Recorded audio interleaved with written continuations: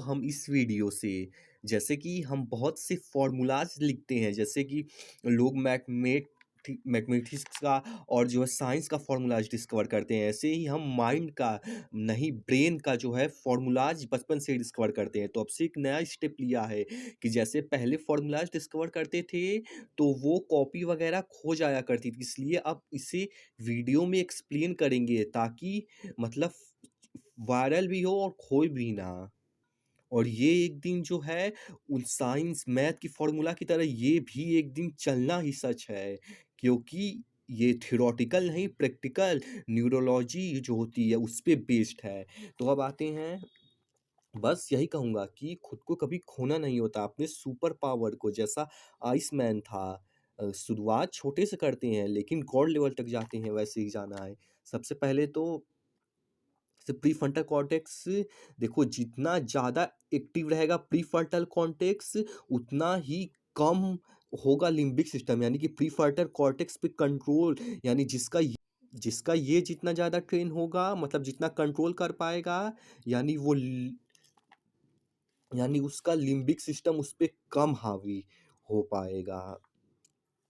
और जो है और लिम्बिक सिस्टम वही कि प्लेजर में जैसे डिस्ट्रैक्शंस वगैरह में डिस्ट्रैक्ट होके चल जाती है, और खुद को कंट्रोल करके पढ़ पाना या तो और सब काम किसी से कर पाना, वो इसके वजह से होता है। लेकिन मेन ये सारे फॉर्मूलेज हैं। सबसे पहला, time is directly proportional to attention is directly and time is directly proportional to memory भी, तो दोनों जुड़ेगा तो इनटू में हो जाएगा। जैसे कि जिस चीज़ को जितना हम ज़्यादा अटेंशन देते हैं, जैसे फ्लैश जो है किसी भी चीज़ को सेकंड में देखते हैं, तो वो जितना ज़्यादा अटेंशन देते हैं, जितना ज़्यादा हम तेज़ी से या तो कह सकते हैं चीज़ों को प्रोसेस कर पाते हैं इन्फॉर्मेशन को, और वो तभी होगा उस पे हम जितना ध्या एकदम ध्यान से या धीरे से कह सकते हैं उसको देखेंगे, उतना ही ज़्यादा इन्फॉर्मेशन जल्दी भी प्रोसेस हो पाएगा। तो जितना ज़्यादा अटेंशन होगा, और ये भी बेस्ड होता है based upon our previous memory, क्योंकि मान लीजिए हम किसी काम के लिए प्रीवियस मेमोरी, मान लीजिए कोई एक चैप्टर कंप्लीट करने के लिए किसी ने 8 घंटा लगाया होता है, तो वो अब करेगा भी तो आगे उसी मेमोरी पे कि एक चैप्टर के लिए 8 ही घंटा, वहीं पे कोई एक चैप्टर को 1 घंटा में भी या 2 घंटा में भी कर सकता है। क्यों?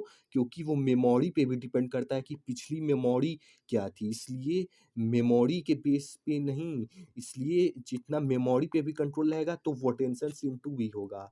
और डायरेक्टली प्रोपोर्शनली कांस्टेंट हटाएँगे तो मूड और इमोशंस, ये वाला थोड़ा गलत हो सकता है, लेकिन ये दोनों तो सही रहेगा। और अटेंशन तभी उतना ज़्यादा दे पाएँगे जितना ज़्यादा जिस काम में डोपामाइन मिलेगा। जैसे जिस काम को करने में मज़ा आता है उस काम में आप ज़्यादा अटेंशन दे पाते हो, बजाए कि जिस काम में नहीं मज़ा आता है उसमें कम अटेंशन ऑटोमेटिकली हो जाता है।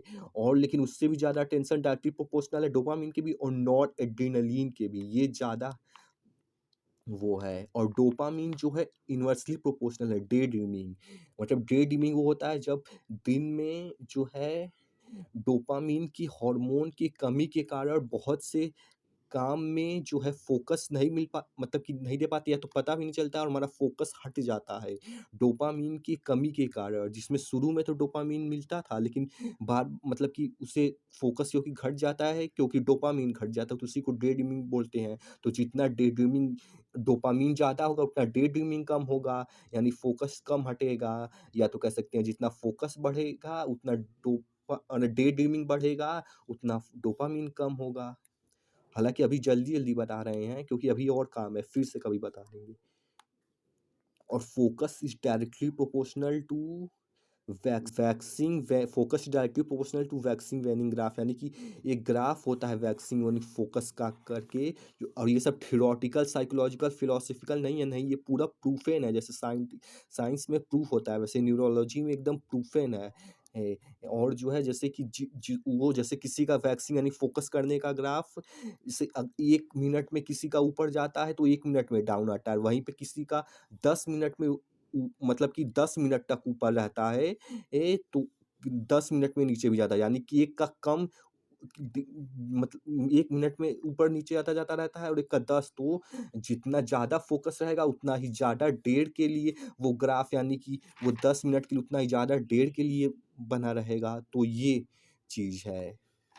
और इसको और समझने के लिए हम इस वीडियो के डिस्क्रिप्शन में लिंक भी दे देंगे। वो समझेंगे तो उससे आप अच्छे से समझ पाएँगे, उससे आप समझ जाएँगे कि हम कहना क्या चाहते हैं और इससे आप उसको लाइफ़ में लॉन्ग टर्म में अप्लाई कर पाएँगे। इस फ़ॉर्मूला को याद रख के, ताकि जब भी भूलें तो ये फ़ॉर्मूला याद रहेगा तो आप इसे अप्लाई कर पाएँगे।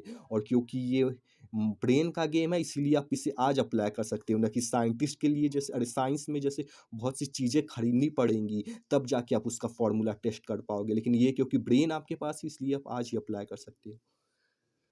और हाँ, जैसे बॉडी में स्ट्रेंथ जो होता है वो डायरेक्टली प्रोपोर्शनल होता है वेट के, या तो कह सकते हैं मसल के। जितना ज़्यादा मसल या वेट होगा उतना ही ज़्यादा स्ट्रेंथ होगा। वैसे ही इसमें भी जितना ज़्यादा फोकस वाला न्यूरॉन होगा, इस हालांकि इसमें नहीं लिखा हूँ लेकिन ऐसे ही बता दिया अभी आया, तो वैसे वो उतना इम्पोर्टेंट नहीं है क्योंकि ये वाला थोड़ा वो वाला थियोरटिकल हो जाएगा, लेकिन ये तो एकदम प्रैक्टिकली प्रूवन है। जैसा कि वो बोल रहे थे कि जो है ये फोकस का मतलब जैसे उसमें स्ट्रेंथ डायरेक्टली प्रोपोर्शनल होता है मसल या तो कह सकते हैं वेट के बॉडी का, वैसे ही फोकस डायरेक्टली प्रोपोर्शनल होगा न्यूरॉन के फोकस, या तो कह सकते हैं फोकस वाले न्यूरॉन के। जितना ज़्यादा फोकस वाला न्यूरॉन रहेगा उतना ही ज़्यादा हो पाए। वैसे ये वाला छोड़ो, ये वाला थोड़ा थ्योरेटिकल हो गया, ये तो एकदम प्रूफ है, इसे छोड़ो, इसे भूल जाओ अभी जो बोला।